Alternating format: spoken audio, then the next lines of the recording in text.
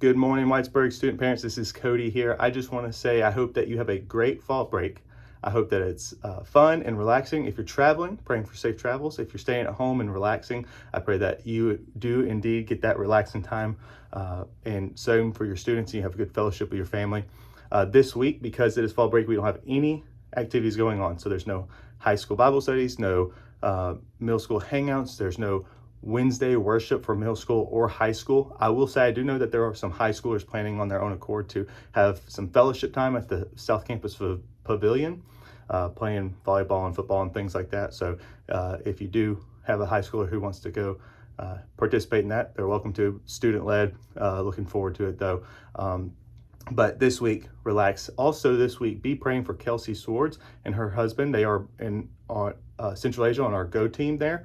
Also, one of our own students, Faith Lloyd, is on that team. So be praying for safety for them, travels, blessings on what they're doing there, both encouraging people who are there, who are Christians, and also being lights in this very dark place of the world. And so we are praying and for them and looking forward to hearing the stories that they bring back of how God's moving in that part of the world.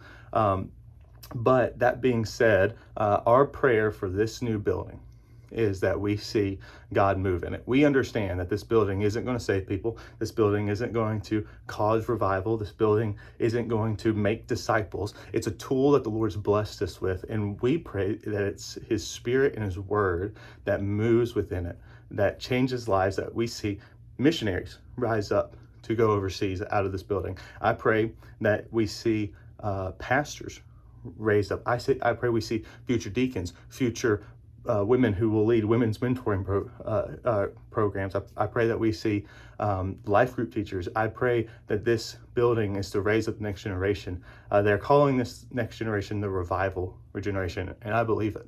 I see it working.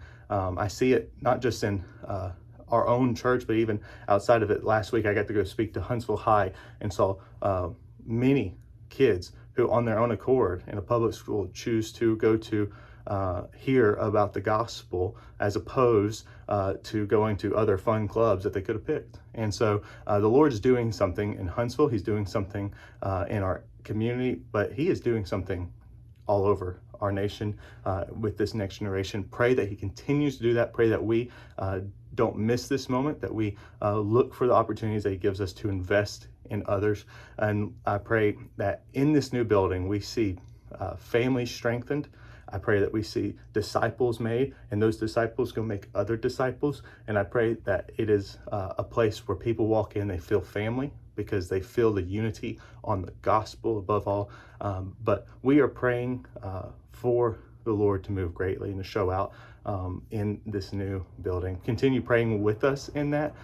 Continue encouraging your students to be a part, to be invested in. I think that's one thing that we have a responsibility as a parent, myself, and seeing our children be involved. I know a great portion of my generation, there's a hesitancy to encourage and force their children to be a part, because sometimes they were forced, and we hear the horror stories of being pushed too hard into church, into religion, and then they fall away. But there's two things I would encourage is one, we all have to answer to the Lord for the health of our spiritual health of our children one day. And also I've never heard of anyone who was encouraged by their parents to pursue God that walked away but said they came back for any other reason other than they remember the teachings that their parents gave them. They remember the verses that their grandparents taught them. They remember what they learned in Sunday school, and even though they walked away, they felt those truths residing in them. But you don't hear that about people who their parents weren't encouraging them to do that. So continue doing that. And I say continue because most of our parents are phenomenal in this area. If we open the doors, we see a lot of the same students, and that's a good thing. That means that not only are the students wanting to be involved and wanting to be a part of family, but that their parents are encouraging that, because you also see y'all, the parents, in things like equip groups, leading life groups, discipleship groups. And so it's a full family effort. I pray that you continue on in that good race, that good faith. And so that being said, have a great week, have a great fall break. If you have any questions, please come ask me or Kelsey or Tyler Holland. Next week, I will say this, we are continuing on in our relationship series. Me and Kelsey are going to separate the high school guys and the high school girls. And I will talk to the guys out of Ephesians 5 and a few other passages about what it means to be a biblical man and what does that mean, especially in the context of relationships.